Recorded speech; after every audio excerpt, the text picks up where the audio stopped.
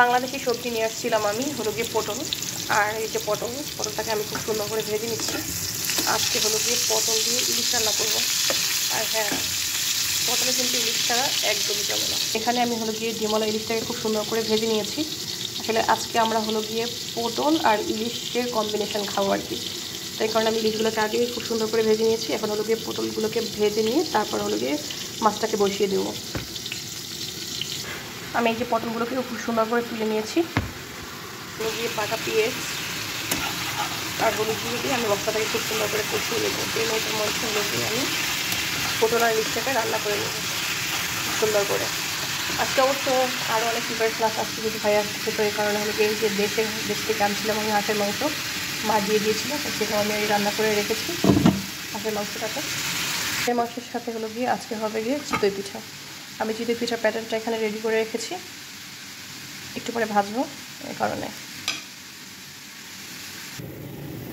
আমি যে পানি আর টমেটো দিয়ে একদম সুন্দর করে কষিয়ে নিয়েছি। এই পর্যায়ে হলো গিয়ে আমি মাছটা আর হলো গিয়ে পটলটা যেটা ভেজে রেখেছিলাম, তো সেটাকে আমি এখানে অ্যাড করে দেবো এই পর্যায়ে।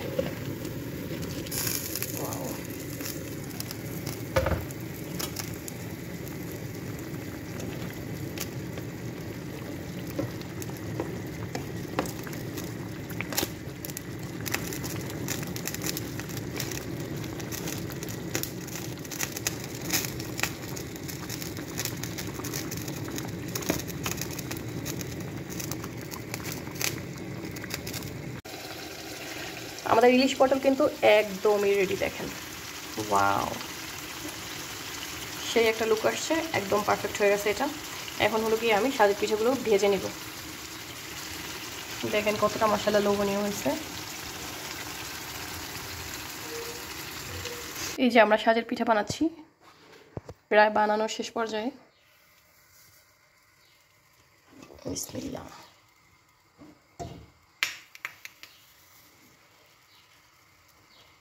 আসলে হাঁসের মাংসের ঝোল দিয়ে হলো গিয়ে সাজের পিঠা সেই কিন্তু হয়।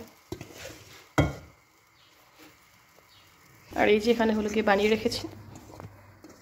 আজকে অবশ্য বেশি ভালো হয় না পিঠাগুলো, মোটামুটি হয়েছে, তাও যা হয়েছে আলহামদুলিল্লাহ। এটার সাথে হলো গিয়ে হাঁসের মাংসের ঝোল আর হলো গিয়ে পটল ইলিশ, একদম জমে যাবে না।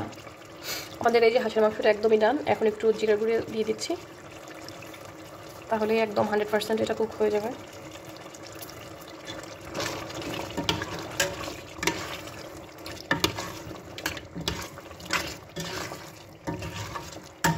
বাচ্চা এখন চুলাটাকে বন্ধ করে দেবো, তাহলেই হয়ে যাবে।